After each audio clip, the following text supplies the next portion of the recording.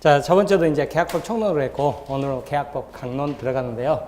지금은 저번 주에도 제가 말씀드렸듯이 뭔가 뭐 공부한다, 이렇게 스트레스를 받으시면 안 돼요. 그냥 뭐라고 그랬죠, 제가? 노원역 한번 와봤다. 그러면 어떻게 하면 제일 좋다고 그랬어요? 왔다 갔다를 자주 하는 게 좋다고 그랬죠? 그래서 가랑비 어쩌듯이 이렇게 법률 용어나 이런 거에 대해서 조금 익숙해지는 게 목표인 거예요. 이게 굉장히 중요한 과정이라고 그랬습니다. 그러면 오늘은 이제 계약법 각칙이죠, 그죠? 계약법 각칙인데 저번 주에는 해제까지 봤고요. 224페이지요. 펴기만 하세요. 그냥 안 펴면 좀 어색하잖아요. 그래서 펴는 것 뿐이에요. 그래서 이제 책 보라는 거 아니에요. 그리고 여기를 보시기 바랍니다.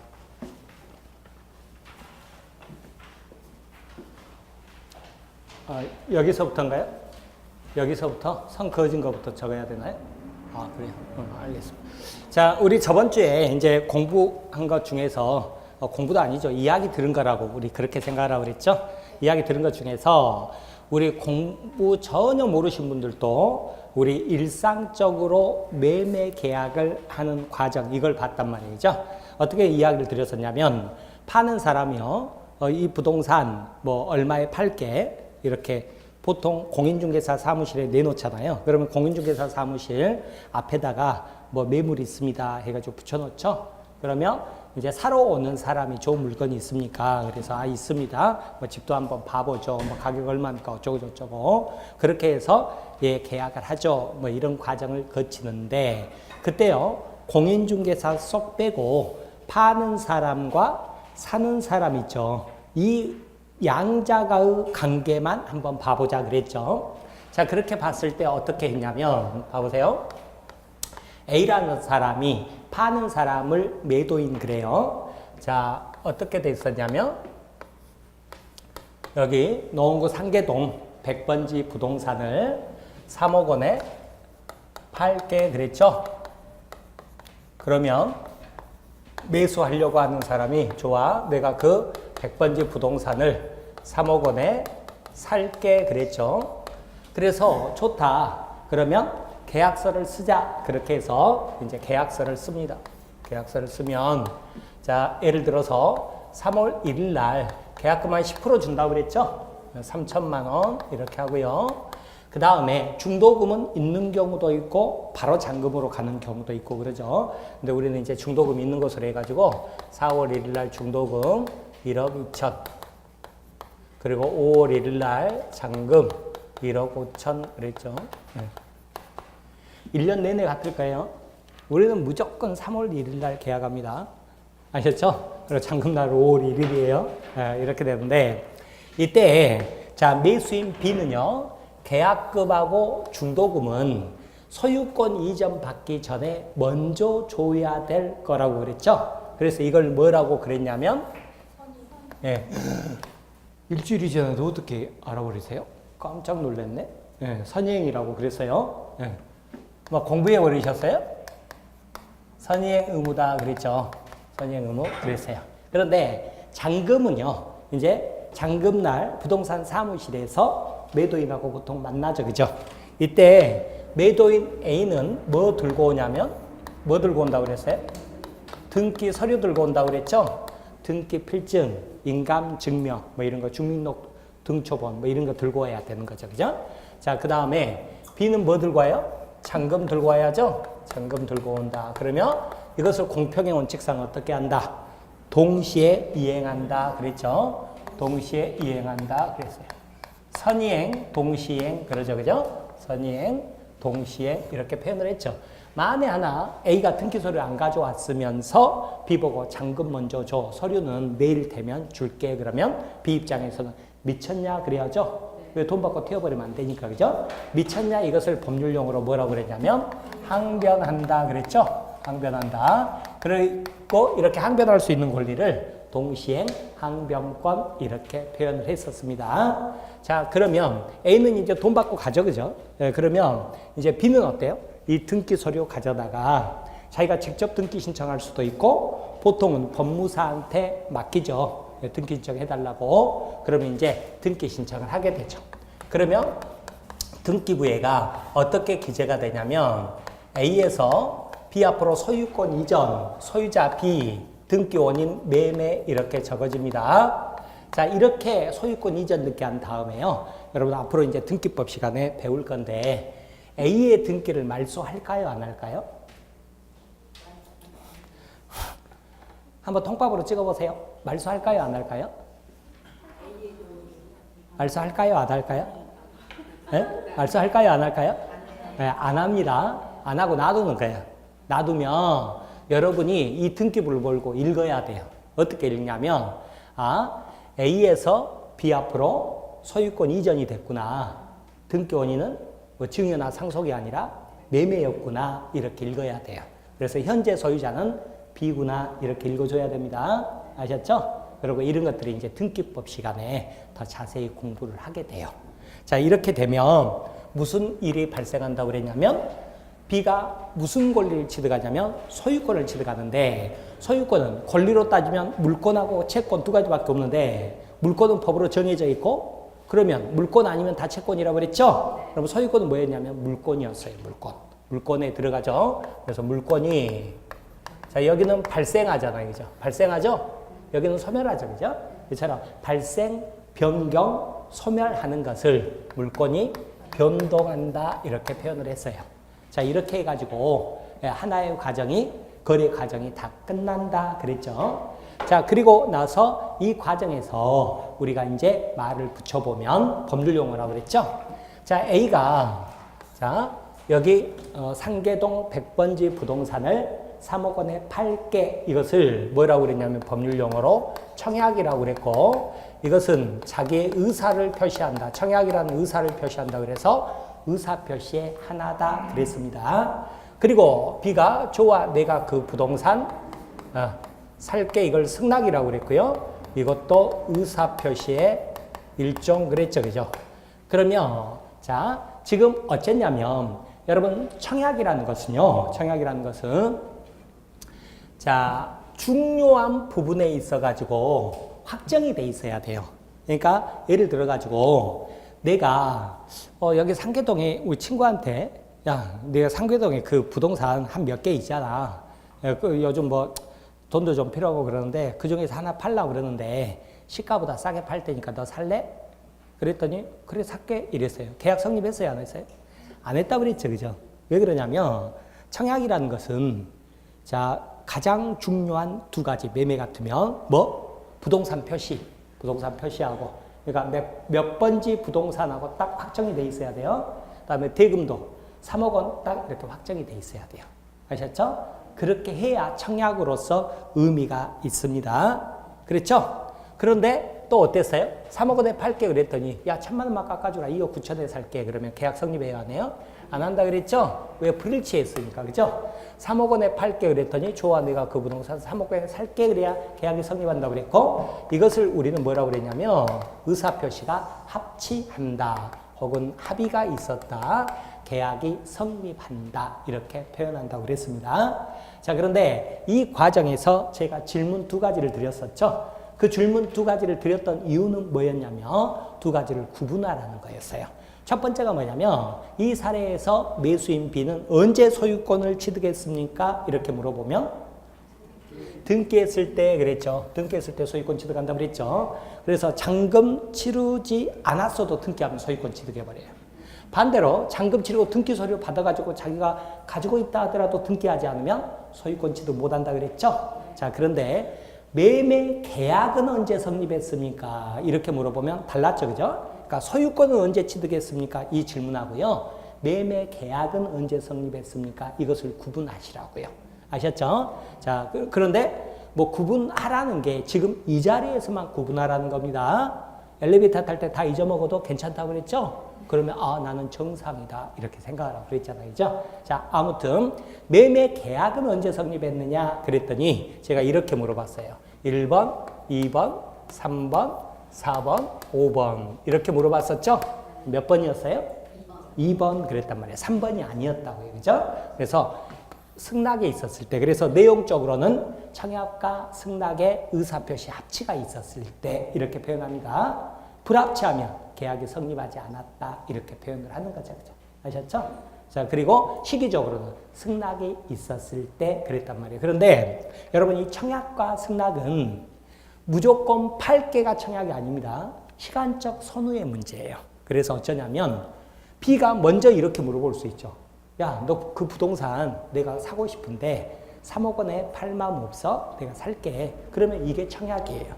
그리고 좋아, 내가 3억 원에 팔게. 그러면 이게 승낙이 된다고요. 아셨죠? 그러니까 먼저 있는 게 청약이다. 이렇게 알아두십니다. 시간적 선후. 그러니까 어떤 일이 발생하냐면 우리 이것 법 몰라도 다 이렇게 해요. 어떻게 하냐면 3억 원에 팔게 그랬죠. 근데 1,000만 원만 깎아줘 2억 9천에 살게 그러면 불일치니까 어때요? 계약 성립하지 않았죠. 그런데 A가 뭐라 그래요? 좋아.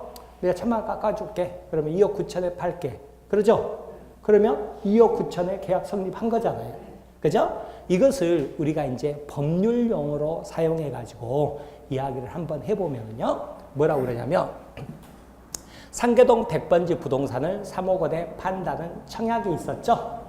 왜 청약이 가능하냐? 그랬더니 의사표시가 뭐예요? 중요 부분에 확정이 있었으니까. 그랬죠? 그런데 3억 원에 살 게가 아니라 뭐라고 그랬어요? 1,000만 원만 깎아줘 2억 9천에 살게 그랬잖아요. 그러면 이것을 변경을 가한 승낙이라고 그러고요. 그러면 일치하지 않았으니까 계약 성립하지 않았죠. 다만 이 변경을 가한 승낙을 새로운 청약으로 보고요. 다시 뭐예요? 좋아, 2억 9천에 팔게. 뭐예요? 승낙을 한 거죠. 승낙을 하면 2억 9천에 매매 계약이 성립했다. 이렇게 표현을 하는 거예요. 그러니까 내용 자체는 들어보면 어렵지 않아요. 이 법이라는 것은요. 상식에 기초되어 있어요. 천재적 발상을 절대로 하면 안 돼요. 왜? 사람들이 못 지켜요. 천재적 발상을 어떻게 쫓아가겠어요. 그죠? 그래서 여러분이 항상 무슨 생각을 하냐면 법은 쉽다. 결론은 상식에 기초되어 있다. 이렇게 결론이 나올 거다. 다만 뭐가 어렵다? 그 사용하는 용어가 어렵다. 이렇게 생각하시면 되고 그 용어는 억지로 용어 사전 보고 암기하는 것이 아니라 자주 듣고 보고 익숙해지는 과정을 거쳐서 극복하면 된다. 이렇게 생각합니다. 아셨죠? 자, 그렇게 생각합니다. 자, 그러면 계약서는 뭐예요? 계약서는 단지 계약이 있었음을 증명할 뿐이다. 그랬죠? 이렇게 이미 계약이 성립했는데 가격이 엄청 뛰니까 A가요. 야, 우리가 언제 계약했냐? 나 안 팔아? 이래버릴 수 있잖아요. 그때 막 B가 막 속이 터지는 거죠. 야, 임마, 너는 민법도 몰라? 구두계약도 계약이야. 계약 성립했다니까? 그랬더니, 나 안 했는데? 뭐 이래버리면 결국은 판사한테 가야 되잖아요. 판사한테 갔을 때 뭐예요? 계약이 성립됐다고 주장하면 그것을 증거를 한번 제시해봐라. 그러는데 하늘이 알고 땅이 알아요. 이러면 안 된다고요. 그러면 안 돼요. 그러니까 뭐 하는 거예요? 계약서를 들고 있으려고 그러고. 만약에 계약서가 없으면 녹취록이라도 있어야 되고, 뭐 그게 없으면 뭐 이메일 뭐 왔다 갔다 한 거라도 있으면 가능하다. 그렇게 표현을 하는 거죠. 아셨죠? 다만 구두 녹취록이나 이메일에서도 그냥 아까처럼 뭐 내가 뭐 시가보다 싸게 팔 테니까 이 정도는 안 되고 무슨 내용이 부동산 표시하고 대금이 확정이 돼 있어야 계약 성립을 인정해 준다. 그 말이죠. 그죠? 아셨죠? 자, 그렇게 보고 나서 이제 이것 가지고 우리가 민법 전부 다 이렇게 표현을 했었잖아요. 그죠? 이렇게 표현을 했었어요. 그리고 어떻게 했어요? 이렇게 해가지고 탁 집어넣어 보면 민법 체계가 완성이 됐었죠. 자, 무슨 말이었냐면 민법이라는 것은 크게 보면 자, 권리로 따지면 뭐하고 뭐가 있어요? 권리로 따지면 물권법과 채권법 있죠. 근데 채권법 중에서도 계약법만 우리 시험범위라고 저번 주에 공부를 했어요. 그래서 물권법이 있고요. 그 다음에 계약법이 있는 거죠. 그죠? 계약법 이렇게 있어요. 그리고 물권법과 계약법의 공통된 사항을 뽑아놓은 게 뭐였어요? 민법 총칙 그랬죠. 민법 총칙 그랬어요. 자, 그런데 여기서도요. 다시 자, 민법 체계 어떻게 짰냐면 계약 중에서도 그죠? 민법에서는 14가지 계약을 규정하고 있지만 그 중에서 우리 공인중개사하고 관계 있는 계약은 3가지 뿐이다. 그것만 우리 시험범위라고 그랬죠. 즉 사고 파는 거하고 아파트 사고 파는 거, 그 다음에 빌려주는 거. 그렇죠? 그러면 사고 파는 것을 무슨 계약이라고 그래요? 매매라고 적고 매매 계약이라고 읽는다고 그랬죠? 빌려주는 것을 무슨 계약? 임대차 계약 그랬다고. 임대차 계약. 이 두 가지를 주로 하는데 실력 있는 공인중개사는 교환 계약도 한다 그랬죠? 교환은 뭐냐면 여기 있는 건물하고 시골에 있는 토지하고 바꾸는 거라고 그랬죠. 그래서 매매는요 부동산하고 돈하고 바꾸는 거고요. 교환은 부동산하고 바꾸는 거다 그랬죠. 자, 그런데 미리 말씀드리는데 교환은 하나도 안 중요해요. 시험에 나올 뚱 말뚱 하여라 그래요. 그러니까 뭐 크게 이렇게 신경 쓸 필요는 없어요. 그래서 지금 우리 여기 교재도 있죠? 매매 다음에 넘겨보면 바로 뭐가 나오죠? 네? 임대차 나오죠, 그죠? 교환 없네? 그랬죠? 교환 왜? 안 중요하니까. 안 중요하니까 뭐 교과서에서도요, 1월달부터 볼 것도 그거 없고 여기서도 이렇게 쓰신 분이 빼신 것 같아요. 근데 잘 뺀 거예요. 그래서 그렇게 알고 보세요. 그러면 이들의 이제 공통점이었단 말이에요. 그죠? 계약은 언제 성립한다고요? 네. 청약과 승낙의 의사표시 합치로 그랬죠? 청약과 승낙의 의사표시 합치로. 그 다음에 내용적으로 근데 시기적으로 따지면 승낙이 있었을 때 그랬죠. 그러면 청약과 승낙으로 계약이 성립하면 계약의 효력이 발생해서 일정한 권리 의무가 생긴다 그랬어요. 의무가. 자, 매도인 A는 소유권 이전 의무가 생기고 매수인 B는 대금 지급 의무가 생기고 반대로 말하면 매도인 A는 대금을 지급받을 권리가 생기는 대신에 매수인 B는 소유권 이전받을 권리가 생긴다고 그랬죠. 자, 이런 권리 의무 관계가 생기는데 이런 용어 아실 필요 없다고 그랬어요. 쌍방 모두 의무를 부담한다고 그래서 쌍무계약이라고 그러는데 이런 용어 지금 알 필요 없어요. 나중에 저절로 알게 돼요. 자, 이제 이런 쌍방의 의무는 공평의 원칙상 어떻게 해라? 동시행해라 했죠? 동시행해라 했어요. 동시행하라고 그랬는데 자, 매도인이요. 부동산 가격이 엄청 오르니까 나 팔기 싫어 안 팔아 이래버렸어요. 그럼 그게 뭐예요? 채무불이행이란 말이에요. 채무불이행이라고 그래요. 자기 의무를 이행하지 않았다 그래서 뭐라고 한다고요? 채무불이행 그러죠. 그죠? 채무불이행 중에서도 불타 없어져서 못 준 게 아니라 줄 수 있음에도 불구하고 안 주고 있죠. 그래서 이행불능이 아니라 이행지체다 이런 표현을 써요. 아무튼 채무불이행이 있어요. 그러면 상대방 매수인은 뭐 할 수 있어요? 계약을 제라고 그랬죠. 그죠? 제하고 그 다음에 뭐 할 수 있어요? 손해배상을 청구할 수 있다고 그랬죠? 손해배상. 자, 3억 원에 매매 계약 하기로 했었잖아요. 근데 3억 원에 매매 계약을 했더라면 자, 지금 이 부동산 가격이 4억으로 올랐다고 그랬죠? 그럼 취득할 수 있었던 이득액이 1억이잖아요. 그것을 손해배상으로 청구할 수 있다 그랬죠. 이러고 끝나버린다고 그랬죠. 이러고 물권의 세계로 넘어가 보지도 못한다고 그랬어요. 그런데 동시행해서 약속을 지켰어요. 그러면 비로소 물권의 세계로 넘어가죠. 그죠? 물권의 세계로 넘어가죠? 그렇게 해서 등기를 해서 무슨 권리를 취득했죠? 물권 중에서도 소유권을 취득한다 그랬잖아요. 취득한다 그랬죠. 자, 그런데 이제 물권이라는 것은 민법에서 8가지 권리를 정하고 있다. 이것도 억지로 암기하려고 하지 마세요. 그냥 듣는 거예요. 그런데 그게 뭐가 있었냐면 점유권이 있고 소유권이 있었죠. 먼저 점유권하고 소유권이 있는데 자, 소유권 내 거 이거 말하잖아요. 점유권은 뭐냐면 봐보세요. 자, 이야기 그냥 듣는 거예요. 이 물건은 내 거란 말이에요. 그죠? 안 움직이는 물건 그러면 부동산이고요. 이렇게 움직이는 물건은 동산 그러죠. 그죠? 그런데 이 물건은 내 거니까 소유권이 나에게 있어요. 그리고요, 내가 여기서 이렇게 막 옮겨 놓을 수 있죠. 내 마음대로. 사실상 지배를 하고 있다고 그래요. 그러면 사실상 지배를 하는 사람에게 점유권이 있다 그래요. 그러니까 나는 이 물건에 대해서 소유권도 있고 점유권도 있고 두 가지 있는 거예요. 그러다가 도둑놈이 이걸 훔쳐갔어요. 그래도 이건 내 거예요. 내 거니까 소유권은 여전히 나에게 있어요. 그러나 사실상 지배를 도둑놈이 하고 있기 때문에 도둑놈에게 점유권이 있다 그러는 거예요. 그러니까 점유권, 소유권은 분리될 수 있죠. 그러다가 회수하죠. 회수했다 그러면 나는 또 어떻게 되는 거예요? 점유권도 있고 소유권도 있다 그러는 거죠. 아셨죠? 따라서 내 토지 있죠. 내 토지에 내가 거기다 건물을 지었죠. 건물을 지었다 그러면 그 토지 누구 거냐면 내 거잖아요.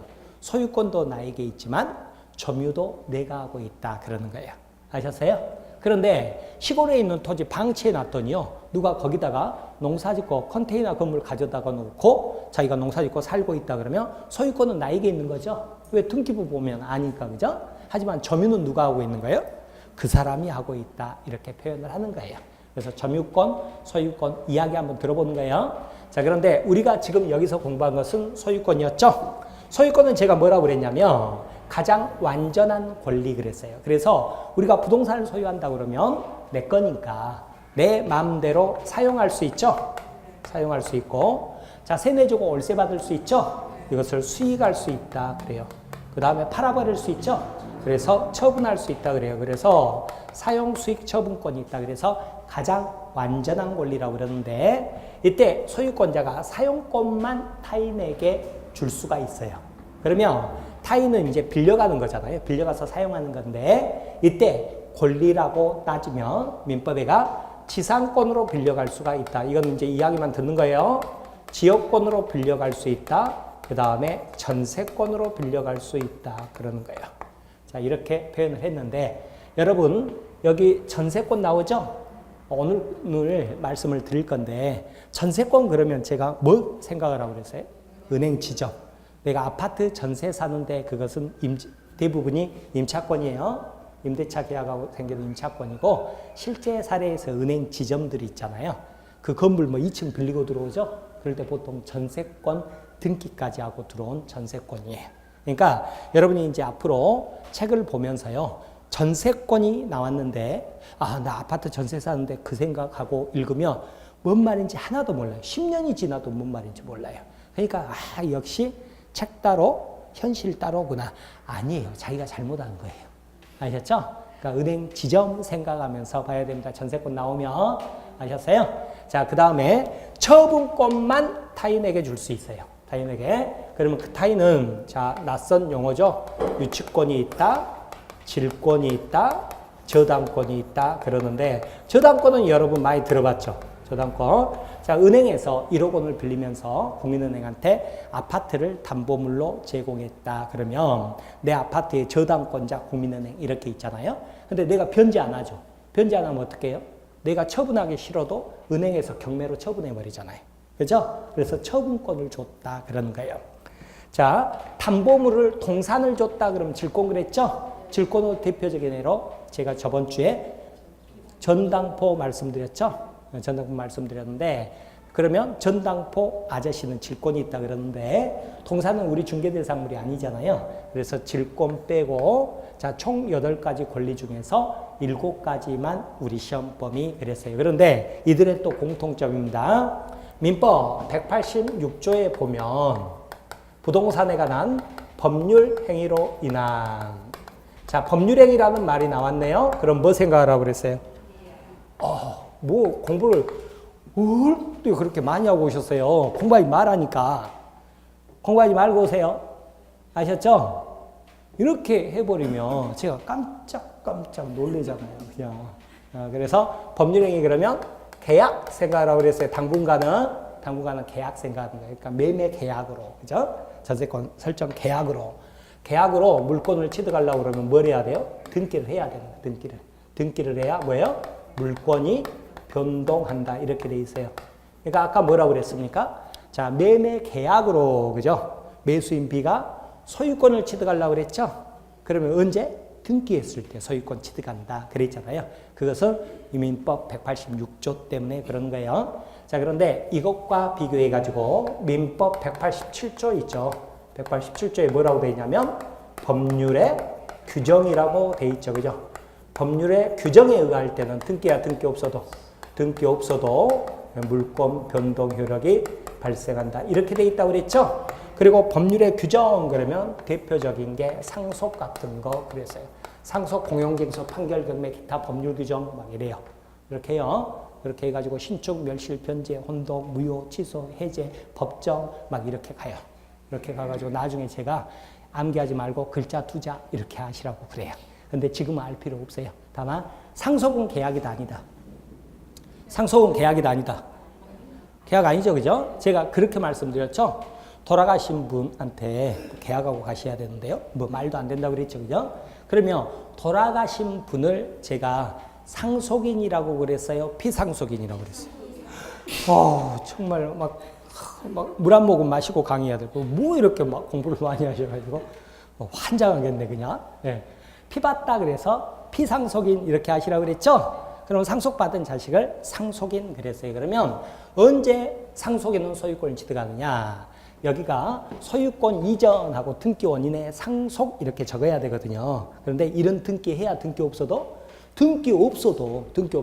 사망 시에 바로 소유권 취득한다고 그랬죠. 그죠? 아셨죠? 다만 그 상속인이 그 부동산을 처분하려고 그러면 남이 네가 누군데 그럴 거 아니에요. 등기 봐도 네 이름 안 나오는데 이럴 거 아니에요. 그러니까 그것을 나중에 처분하려고 그러면 어떻게 해야 되겠어요? 등기한 다음에 처분해라 이렇게 돼 있는 거죠. 그죠? 아셨죠? 네, 그렇게 보시면 돼요. 자, 그러면 민법 체계가 완성이 됐다고 그랬죠. 자, 계약법 하나를 다루는 부분을 계약법 각칙 혹은 계약법 강론 그랬고요. 이들의 공통점을 뽑아놓은 게 뭐라고 그랬어요? 총칙 혹은 총론 그랬죠. 그죠? 또 물권법 하나 다루는 부분을 물권법 각칙 그랬고요. 이들의 공통점을 뽑아놓은 게 물권법 총칙 그랬죠. 그 다음에 다시 물권법과 계약법의 공통된 사항을 뽑아놓은 게 뭐다? 민법 총칙 그랬단 말이죠. 자, 그러면 민법 총칙은 이제 공통점 그랬더니 어쩌냐면요. 계약이 있죠. 계약도 A, B가 했잖아요. 그죠? 그 다음에 물권 변동도 A와 B 사이에서 벌어졌죠. 그죠? 그러니까 공통점이 A하고 B잖아요. A하고 B를 뭐라고 그랬냐면 인 그랬죠? 인이라고 그래요. 이는 우리처럼 출생에 의해서 당연히 사람이 된 자연인이 있고요. 법으로 사람을 만들어 놓은 걸 있다고 그랬죠? 법인 그랬잖아요. 그죠? 삼성전자 이런 게 뭐예요? 주식회사 삼성전자 법인이죠. 거기 부동산 취득할 수 있어요? 없어요? 있잖아요. 그 말은 뭔 말이냐면 여기가 소유권 이전, 소유자, 삼성전자 이렇게 적을 수 있다. 그 말이죠. 그죠? 아셨죠? 근데 해피는요? 부동산 소유할 수 있어요? 없어요? 우리 그 토픽 보면 상속을 애완견한테 엄청 해줘 버렸다. 이런 거 나오잖아요. 그죠? 그죠? 그럼 부동산 상속을 해줬죠. 그러면 문제는 어떻게 돼요? 소유권 이전, 소유자, 해피 이렇게 적을 수 있냐 그 말이에요. 할 수 있다 없다? 할 수 있을 것 같아요? 없을 것 같아요? 예? 할 수 있을 것 같아요? 없을 것 같아요? 없어요. 안 되는 거예요, 우리는. 그러니까 우리나라 법체계에서는 해피한테는 부동산을 줄 수가 없는 거예요. 아셨죠? 그래서 저 인을 누구라고 그러냐면 권리의 주체가 될 수 있는 사람. 주체가 될 수 있어요. 아셨죠? 태아는 어떨 것 같아요? 태아. 그 엄마 뱃속에 있는데, 그죠? 얘가 태어나면 정말 너무너무 고귀한 나의 자식인데 아파트를 미리 줘버려야 되겠다. 그렇게 해가지고 태아 이름으로 아파트 소유권 취득할 수 있을까요? 없을까요? 없어요. 왜냐 그랬더니요. 여러분 이제 조금 더 깊이 들어가면 여러분 등기부 보죠. 등기부 보면 동명이인이 많을 수 있잖아요. 그죠? 그러니까 항상 세 가지를 적어요. 뭘 적냐면 성명, 주민등록번호, 주소를 적어요. 근데 태아는 주민등록번호 있어요? 없어요? 없죠. 그렇게 생각하면 돼요. 그러니까 안 돼요. 아셨죠? 법인은 법인 등록번호 있잖아요. 그거 적으면 되는데 태아는 주민등록번호가 없기 때문에 권리 주체가 될 수가 없는 거예요. 그런 식으로 보는 거예요. 이런 것들. 이런 거 보는 거죠. 그리고 이 사람들이 뭘 했냐면 채권행위, 물권행위 했는데 이걸 합쳐가지고 이제 법률행위 그런다고 그랬죠. 법률행위. 근데 당분간은 계약생가라고 그랬고요. 그리고 권리가 예를 들어서 여러분이 10년 동안 친구한테 돈 빌려준 거 못 받았다 그러면 권리 포기해야 된다고 그랬죠. 왜냐? 시효로 소멸했다고 그랬죠. 소멸시효 이런 것들이 있는데 이 중에서 우리 시험범위 아닙니다. 그 다음에 소멸시효 우리 시험범위 아니고 법률행위만 시험범위다. 그랬죠. 그죠? 그렇죠? 그래서 교과서 같은 거 보면 민법 총칙으로 나오는 경우도 있지만 법률행위로 나오는 경우도 있다. 이렇게 저번 주에 공부한 거 다시 또 반복해서 말씀드린 거예요. 근데 이 중에서 우리가 실제 거래를 해보면 계약을 먼저 하잖아요. 그죠? 그러고 나서 약속 지켰을 때 물건으로 넘어가니까 제가 뭘부터 강의 드렸냐면 계약부터 먼저 강의 드리고 그 다음에 물권 강의 드리고, 그 다음에 공통점, 민법 총칙 강의 드린다고 그랬죠? 그래서 저번 주에 어디를 봤냐면 계약법 총칙을 봤단 말이에요. 여기 봤었죠? 여기 뭐도 있었냐면 뭐 위험부담 있고, 위험부담 말씀드릴 때 뭐 의정부에서, 그죠? 아파트 불나가지고 옆집까지 뭐 불타 없어졌을 때 그거 매수한 사람 어떻게 되느냐, 뭐 이런 것들. 그죠? 결론은 기억이 잘 안 나도 뭐 그런 게 있었던 것 같아. 이러면 되는 거예요. 그리고 나서 이제 오늘 어디 들어갈 거냐면 계약법 각칙 들어가는 거예요. 그러니까 제가 누누이 여러분한테 저번 주에도 말씀드렸지만 지금은 골목길을 들어가는 게 중요한 게 아니라, 그죠? 큰 길인데 그 중에서도 가장 중요한 게 뭐냐면 민법의 체계라고 그랬죠? 내가 이 민법 체계를 알고 공부를 하느냐, 모르고 공부하느냐, 나중에 천양지차란 말이에요. 오늘 처음 오신 분들 특히 아셨죠? 민법 체계를 항상 생각을 하세요. 이 체계 속에서 내가 지금 어디를 공부하고 있구나, 그것을 알고 보시라고요. 우리 이제 전체 체계 속에서 오늘 어디 공부하는 거예요? 매매, 교환, 임대차. 그런데 교환은 별로 안 중요하니까 뭐 공부하는 거예요? 매매하고 임대차 공부하는 거예요. 아셨죠? 자, 이렇게 보는데 이 매매 부분은요, 매매 부분은 뭐가 중요하냐면 매매를 하려고 할 때요, 우리 뭐라고 그랬냐면 계약서 없어도 청약과 승낙의 의사표시만으로 계약이 성립한다고 그랬죠. 한다고 그랬잖아요. 그런데 보통은 계약서 있어요, 없어요? 보통은 계약서 있어요, 없어요?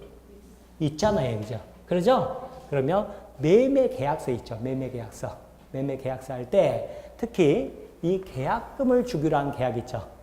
이게 뭔 의미냐? 이게 굉장히 중요해요. 그래서 이거 볼 거예요, 이거 보고 여러분한테 너무나 생뚱맞은, 그러나 알면 돈 되는 담보 책임이라는 게 있어요. 담보 책임. 그거 볼 거예요. 그거 볼 건데, 자, 그러면 지금 이제 계약서부터 한번 봐보는 거죠. 계약서 보기는 봤는데 그 내용이 뭔지도 몰랐죠. 그죠? 대부분 공부 처음 하시는 분들은 공인중개사가 이거 이렇습니다. 그럼 막 이렇게 동그라미 치고 막 이거 그러면 여기 사인하세요. 여기 사인하세요. 도장 찍으세요. 막 이렇게 했죠. 그리고 그냥 집에 가져갔죠. 그리고 그냥 안 본 채로 고이 모셔놨죠. 그러니까 문제죠. 그죠? 그러니까 문제예요. 네가 엄청난 돈을 들여가지고 몇억 원을 들여가지고 계약 내 도장까지 다 찍고 그랬는데 그 계약 내용을 모른단 말이에요.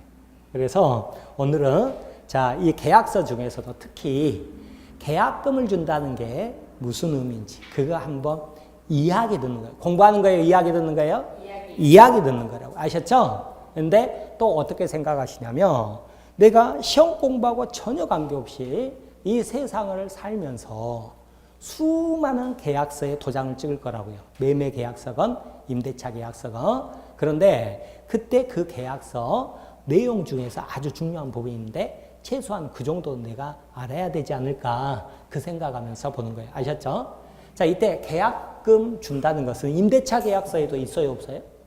있어요. 보증금 1,000만 원 주기로 했다 그러면 계약금 100만 원 주잖아요. 자, 그런 내용이니까 오늘은 이야기 듣는다. 내가 세상 살면서 반드시 알아야 될 일이다. 그렇게 생각하고 이야기 듣는 거예요. 아셨죠? 자, 그러면 이제 봐봅니다. 봐보는데, 네. 자, 제가 계약서를 3가지 종류를 그려드릴게요. 자,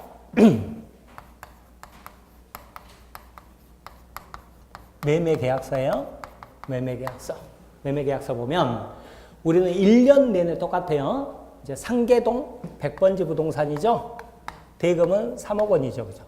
3억 원이죠. 3억 원 이렇게 했어요. 3억 원 이렇게 했는데 여러분 보통은 계약금, 뭐 잔금, 뭐 계약금, 중도금, 잔금 그러는데 계약금 없이 일시불로 주기로 한 계약도 있습니다.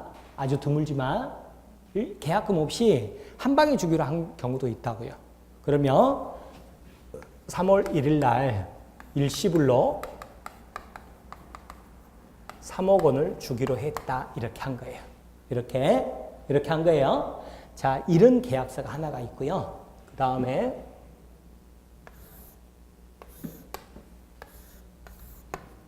자, 매매 계약서인데, 자, 여기 상계동 100번지 부동산을 3억 원 그랬죠. 그리고 나서 3월 1일 날 계약금 3천만 원.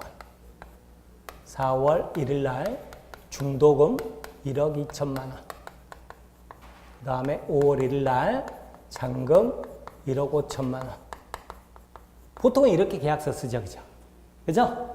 그런데 이 계약서가 있는 반면에 이번에는 똑같은 계약서인데 공부하지 않으면 눈에 안 보이는 것. 실제 여러분 계약서 보면 두 번째가 아니라 대부분 세 번째 계약서일 거예요. 뭐냐면 여기 상계동 100번지 부동산을 3억 원에 그랬는데요. 3월 1일 날 계약금 3천, 4월 1일 날 중도금 1억 2천, 5월 1일 날 잔금 1억 5천 이렇게 돼 있는데 여기가 특약사항에 보잖아요. 특약사항. 꼭 특약사항이 아니라 그 계약 본 내용 있죠. 제1조이죠. 거기다 집어넣어도 상관없어요. 본 내용으로 있으나 특약사항으로 있으나 뭐 아무 차이가 없는 거예요. 계약 내용이 되는 것은 똑같으니까. 근데 여기가 뭐라고 적어져 있냐면 채무 불이행이 있으면 채무 불이행 시에는 뭐 매도인은 배액을 상환하고 매수인의 계약금은 뭐 몰수한다. 뭐 이렇게 적을 수도 있고요. 뭐 채무 불이행 시 손해배상액은 계약금을 기준으로 한다. 이렇게 적는 경우도 상당히 많아요. 상당히 많아요. 자, 이 세 가지를 가지고 이제 공부를 할 거예요. 공부를 할 건데, 자, 먼저 봐보세요. 이렇게 여러분이 이런 계약서는 아직 안 써봤을 확률이 높아요. 안 써봤을 확률이 높은데, 예를 들어서 3월 1일 날 일시금으로 3억을 주자 그랬죠. 3억을 주자 그랬어요. 그러면 이때는 어때요? 일시불로 3억 원 줄 때 등기소를 받겠죠. 등기소를 받겠죠? 그런데 이렇게 하자고 언제 의사표시 합치가 있었냐면 1월 1일 날 있었어요. 1월 1일 날. 1월 1일 날 있었어요. 그리고 다음 날 만나서 계약서 작성하자 그랬어요. 작성을 1월 2일 날 했어요. 그러면 언제 계약이 이루어지는 거예요? 1월 1일, 1월 2일, 3월 1일. 계약 성립 시기가 언제예요? 1월 1일이라고 아까도 말씀드렸잖아요. 그죠? 1월 1일이라고 말씀드렸죠? 청약이 있고 승낙이 있었을 때, 의사표시 합치가 있었을 때 계약은 1월 1일 날 성립한 겁니다. 그런데 이제 계약서를 작성하자 그랬던 거예요. 그러면 어떻게 되냐면 우리는 자, 매매 계약이 있는 거죠. 매매 계약이 있는 거예요. 매매 계약이 있는데 이 매매 계약이라는 것은 계약서가 없어도 되는 거죠. 그렇죠? 구두계약도 원칙이죠. 다만 나중에 증명하기 위해서, 그죠? 이런 문제를 계약이 있음을 증명하기 위해서 계약서를 쓰는 것뿐입니다. 아셨죠? 자, 그런데 3월 1일 날 매수인이 3억 원을 안 줘버렸어요. 3억 원 안 줘버렸어요. 그러면 어떻게 되죠? 매도인 입장에서는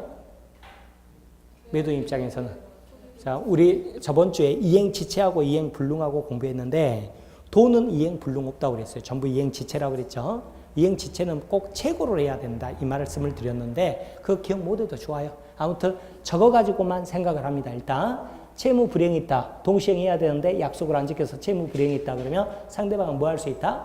계약 해지하고 손해배상 청구할 수 있다 그랬죠? 네, 적습니다. 여기다가 계약 해지하고 그 다음에 손해배상을 청구할 수 있다고 그랬죠? 제가 손배 이렇게 적을게요. 그런데 여러분 이렇게 할 수 있다고 애초에 계약서에 집어넣어야 됩니까? 계약서에요. 우리는 채무 불이행이 있을 때 상대방은 계약 해지하고 손해배상을 청구할 수 있다고 반드시 집어넣어야 계약을 해지할 수 있습니까? 아니라고요. 아닌 거예요. 그냥 안 적어도 돼요. 안 적어도 법에가 다 채무 불이행이 있으면 상대방 계약 해지하고 손해배상 청구할 수 있다고 돼 있어요. 그래서 이 해제권을 우리 저번 주에 나왔었죠. 무슨 해제권이라고 그랬냐면 법정 해제 이렇게 표현을 했죠. 법정 해제 이렇게 표현했어요. 이 해제권을. 그리고 채무 불이행에 따른 해제는 뭐가 있어요? 이제 손해배상을 청구할 수 있다. 그랬죠. 그죠? 법정 해제 있고 또 뭐도 있었을까요? 약정 해제도 있어요. 약정 해제도. 약정 해제도 있었어요. 말빨이 안 서. 너무 대답을 잘해버렸다. 약정 해제는 무슨 차이가 있었죠? 해제하고 손해배상 청구 못 한다 그랬죠. 그죠? 자, 뭐였냐면, 그냥 이야기만 한번 들으세요. 저번 주에 제가 강의 들을 때 그랬어요. 뭐라고 그랬냐면, 이 경우는 계약서에 안 적어도 돼요. 법에 따라서 당연히 계약 해지하고 손해배상 청구할 수 있죠. 그런데 내 땅을 내가 여러분한테 파는데 매도인 매수인이죠. 그런데 자, 잔금 치르고 등기 서류까지 다 넘어갔어요. 그리고 여러분 소유권 이전 늦게 했어요. 끝났죠? 끝났죠? 그런데 여러분이 땅을 사가지고 거기다가 단독주택을 지으려고 봤더니 단독주택 허가가 안 나는 거예요. 건축 허가가 안 날 때 계약 해지할 수 있다 없다? 있다. 있으면 제가 돌아버려요. 돌아버려요. 아니 왜 해지하는데 그러면 아니 건축 허가가 안 나. 그럼 아니 너가 건축을 할지 농사를 지을지 내가 어떻게 아냐? 내가 어떻게 알아? 그러지 않겠어요? 그러겠죠? 여러분이 매도인이라도 황당하겠죠? 그래서 이 경우는 해지 못해요. 그러니까 어쩌냐면 여러분이 혹시나 불안하다 그러면 애초에 계약할 때 나보고 그러는 거죠. 나 여기다 집 지으려고 그런다. 근데 건축허가가 안 날 수도 있지 않냐. 그때는 계약을 해지하게 해주라. 그럼 내가 안 팔아. 이럴 수도 있지만 그래? 그래. 그렇게 하자. 그러면 여기다 어때요? 계약서에다가 그죠? 건축허가가 안 나면 계약을 해지할 수 있다고 적을 거 아니에요. 그렇게 해가지고 어떻게 했어요? 지금 다 소유권 이전까지 다 끝났는데 건축허가가 안 나와버렸단 말이에요. 그때는 여러분 해지할 수 있어요? 없어요? 있죠. 그죠? 그 해제를 무슨 해제라고 그래요? 약정해제 그런다. 약정해제. 그때는 여러분이 나한테 손해배상 청구할 수 있어요? 없어요? 빰 맞아요. 빰 맞아. 그때 손해배상 청구하면 빰 맞은다. 왜 그래요? 내가 지금 해제해버리니까 막 미쳐버리겠어요. 괜히 해줬구나. 괜히 약정에다가 해지할 수 있게 해줬구나 하면서 어이구 내가 바보지. 그런데 해지하고 나서 뭐라고 그러냐면 해지했으니까 어떻게 해요? 받았던 돈 3억 원 다 돌려줘야 되잖아요. 이거 원상회복이라고 그래요. 소유권 이전받고. 그러고 가슴 치고 있는데 이러면서 싹 나타나서 뭐라고 하냐면 그런데 손해배상도 해줘야지. 이러면 뭐라고? 찰싹 이렇게 된다. 그죠? 그래서 약정해제는 왜 해제인데 법정해제하고 약정해제하고 구분했느냐. 약정해제는 어때요? 해제했을 때 손해배상 청구할 수 있다 없다? 없다 그거예요. 그거. 아셨죠? 그래서 두 가지를 구분했다고 그랬어요. 이야기 들어보면 상식적으로 그럴만하다 그러죠. 그래서 제가 뭐라고 그러냐면 법은 다 상식이라고 그러는 거예요. 다만 용어가 어렵다 그러는 거예요. 아셨죠? 자, 그런데 이제 봐보세요. 이제 이 경우죠. 이 경우인데 이 경우가 뭐냐면 여기는 똑같이 적을게요. 제가 매매 계약이 있죠. 매매 계약이 있죠. 매매 계약이 있잖아요. 매매 계약이 있죠. 근데 이 경우는요. 뭐가 있다고 그러냐면 계약금 계약이 있다고 그러는 거예요. 계약금 계약. 계약금 계약이 있어요. 그러니까 이거하고 비교하면 여기에는 계약이 하나만 있는 거예요. 무슨 계약? 매매 계약만. 근데 여기는 무슨 계약이 있어요? 계약금 계약. 매매 계약, 계약금 계약 두 가지 있는 거예요. 이때 이것을 이제 주된 계약, 이것을 종된 계약 그러거든요. 근데 그런 거 지금 알 필요가 없어요. 자, 이제 우리가 공부하려고 하는 것은 여러분이 이야기를 들으려고 하는 것은 매매 계약이 있다는 게 무슨 의미냐 이걸 한번 봐보려고 하는 거예요. 아셨죠? 매매 계약이 있다는 소리는 자 그러면 이제 매매 계약 있고 계약금 계약인데 계약금 계약이 있다는 게 무슨 의미냐 이걸 한번 봐보려고 하는 거예요. 자 그랬더니 여러분 법 몰라도 또 이 이야기도 들었을 거예요. 계약금 줬잖아요. 계약금 줬는데 매수인 입장에서 후회되는 거예요. 괜히 이 집 산다고 계약금까지 줬네. 그럴 때는 자기가 계약 깨버릴 수 있죠.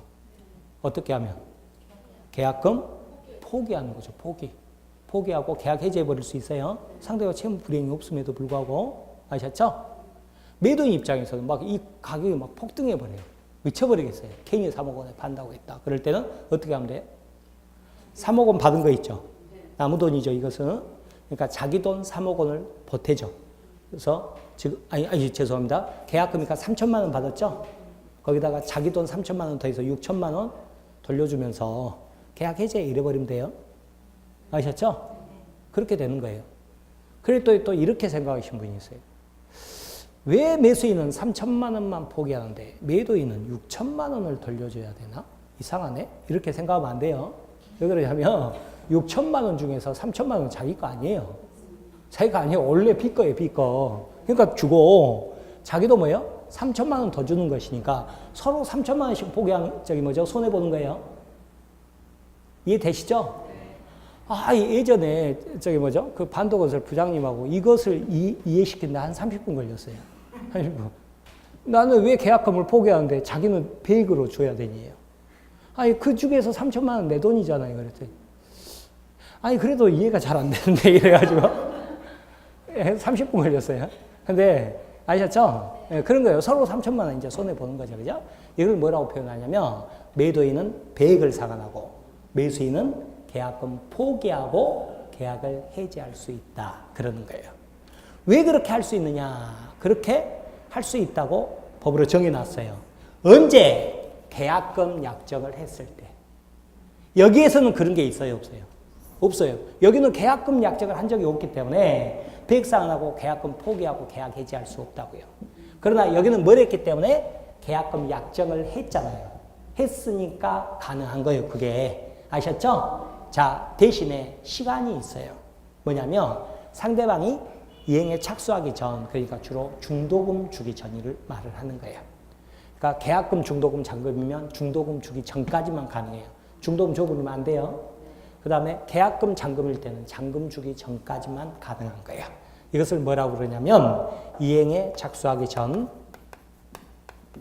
이행의 착수 전에 매도인은 어떻게 하고 계약금 100을 상환하고 매수인은 계약금을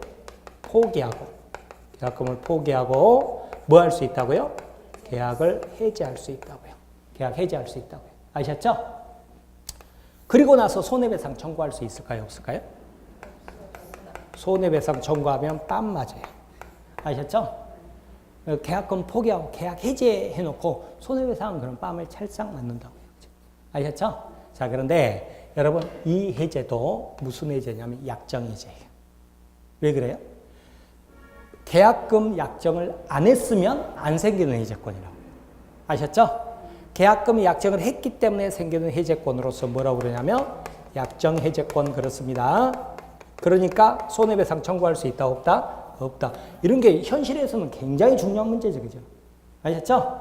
그런데 자, 이번에는 중도금을 줬어요. 중도금을 이제 줬어요. 줬으면 어때요? 이행에 착수해버렸죠? 그러면 이 해제권은 소멸하죠. 그죠? 사용할 수가 없잖아요. 그런데 잔금을 안 줘버렸어요. 잔금 안 줬죠. 그죠? 그러면 이행 지체죠. 매도는 최고하고 어떻게 할 수 있어요? 계약 해지할 수 있죠. 그죠? 해지할 수 있죠? 해지할 수 있잖아요. 그죠? 즉, 이때는 뭐냐면, 이때는 채무 불이행에 따른 해제죠. 그죠? 채무 불이행이 있죠? 이거 말하잖아요. 채무 불이행이 있으면 뭐 할 수 있어요? 계약 해지하고 손해배상을 청구할 수 있다고 그랬죠. 해지하고 손해배상 청구할 수 있죠. 이 해제권은 무슨 해제권이라고 그랬죠? 법정해제라고 그랬잖아요. 제가. 법정해제라고 그랬죠. 법정해제다. 그러는 거죠. 그러니까 뭐 할 수 있어요? 계약 해지하고 여기는 손해배상 청구할 수 있다고 그랬죠. 이 손해배상액은 3억에 사기로 했는데 4억으로 현재 오른 상태다 그러면 1억 원 청구할 수 있다고 그랬죠. 그랬잖아요. 매수인 입장에서는. 그죠? 매도인 입장에서는 어때요? 이게 만약에 3억에 팔기로 했는데 현재 2억으로 떨어져 버렸다 이럴 수 있잖아요. 그러면 1억 원을 손해배상 청구할 수 있겠죠. 그죠? 아셨죠? 그런데 문제는 아까 뭐라고 그랬냐면 여기 계약 해지하고 손해배상 청구한다고 그랬죠? 그죠?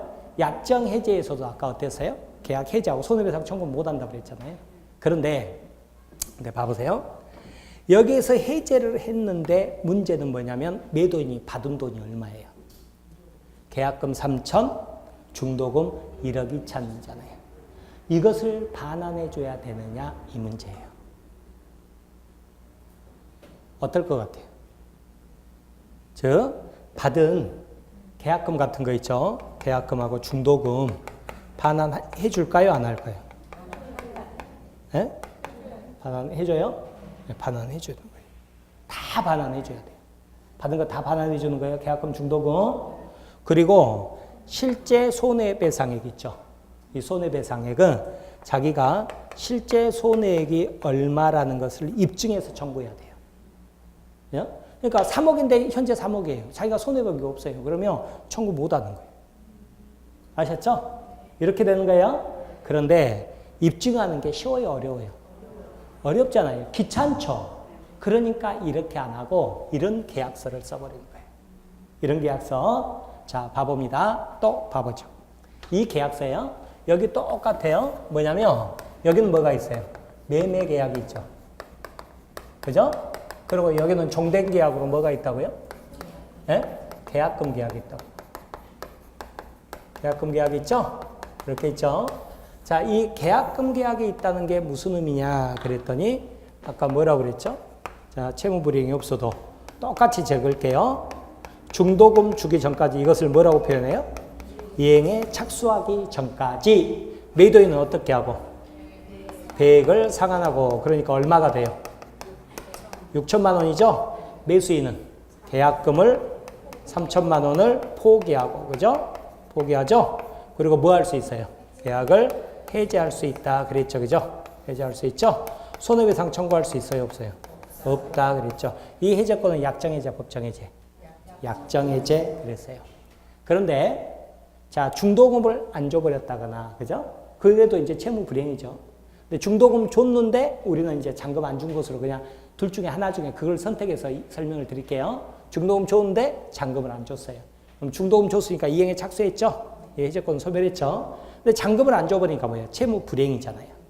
상대방 매도인은 뭐 할 수 있어요? 계약 해제하고 손해배상 청구할 수 있죠? 이렇게 간다고 그랬죠. 자, 이때 해제는 채무 불이행에 따른 무슨 해제? 법정 해제 그랬잖아요. 그죠? 그랬죠? 근데 지금 매도인이 받은 돈이 계약금 3천, 중도금 1억 2천이죠. 그죠? 1억 5천이죠? 자, 이거 반환해 주느냐 그 말이에요. 네? 계약금 반환해요, 안 해요? 해요? 안 해요. 안 해요. 중도금 반환해요, 안 해요? 네. 중도금은 반환해야 되고요. 계약금은 반환할 필요가 없어요. 왜 그래요? 여기 이렇게 특약을 했잖아요. 어떻게?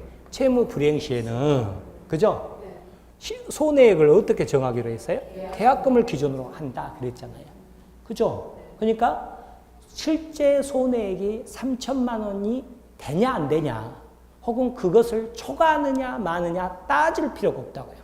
그냥 이 사례에서는 무조건 손해배상액은 얼마가 돼버려요? 서로 간에 3천만 원이 돼버리는 거예요. 그러니까 이 경우에는 계약금 반환한다 안 한다? 계약금은 반환하지 않죠. 그죠? 반환하지 않아요. 아셨죠? 중도금 반환해야 돼요. 중도금 반환해야 돼요. 만약에 특약상해가 채무 불이행 시, 그죠?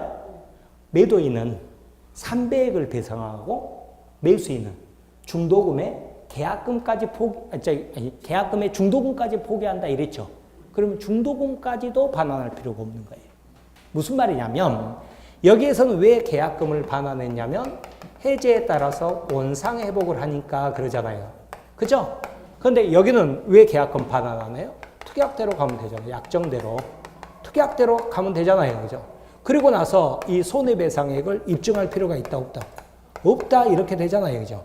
그냥 계약금 자체가 손해배상액이 돼버린다고요. 아셨죠? 자, 이렇게를 구분을 하는 거예요. 이렇게 구분을 하는데 이제 쓸데없는 것을 이때 이 계약금 있잖아요. 계약금을 뭐라고 그러냐면 해약금이라고 이렇게 이름을 붙인 거예요. 해약금. 이렇게 이름 붙인 거예요. 제가 용어가 어렵다고 그랬죠?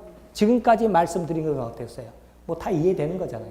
그죠? 그래서 계약금은 해약금의 역할을 한다 이렇게 표현하는 게 무슨 말이냐면 계약서에 별도로 뭔가를 작성하지 않더라도 양 당사자는 이행에 착수 전, 중도금 주기 전까지 배액상환하고 계약금 포기하고 계약을 해지할 수 있다는 뜻이에요. 아셨죠? 아셨죠? 네. 그리고 나서 또 계약금을 통장에다 집어넣어 주죠. 그럼 그게 또 무슨 역할을 하냐면 계약이 있었음을 증명한다고 그래요. 그때 계약금을 증약금이다 이렇게 표현을 하는 거예요. 그래서 계약금은 증약금으로 성질, 해약금으로서 성질이 있다 그러는 거예요. 그럼 마찬가지겠죠. 이 계약금은 가장 기본적인 증약금으로서 성격이 있는데 가장 중요한 게 뭐예요? 계약금을 준다는 의미는 바로 해약금의 역할을 한다는 뜻이에요. 여기는 없잖아요. 여기는 계약금 계약이 없기 때문에 해약금이라는 게 있을 수가 없다고요. 근데 계약금 계약을 한다는 의미의 가장 중요한 게 뭐다? 바로 계약금이 해약금의 역할을 해서 별도로 계약서에 안 쓰더라도 그죠? 당연히 뭐예요? 이행에 착수하기 전까지 매도인은 배액을 상환하고 매수인은 계약금 포기하고 계약을 해지할 수 있다 이 뜻이라고요. 아셨죠? 자, 그런데 이제 뭐가 있냐면 이 두 번째 계약서는 위약금 약정이 없죠. 위약금 약정이 없죠. 이 특약사항을 우리는 뭐라고 그러냐면 위약금 약정이다 이렇게 표현을 하거든요. 위약했을 때 그죠? 돈이다 그렇게 표현을 해요. 그래서 위약금 약정이 있다고 표현을 해요. 그래서 어쩌냐면 이제 위약금 약정이 있는 계약금 계약이잖아요. 계약금 계약에서는 자 계약금이 증약금, 해약금으로서 역할뿐만 아니라 계약금이 무슨 역할을 해요? 손해배상액으로서 역할을 하잖아요. 그래서 세 번째 이걸 뭐라고 그러냐면 위약금으로서 성격이 있다 그런 거예요. 위약금. 혹은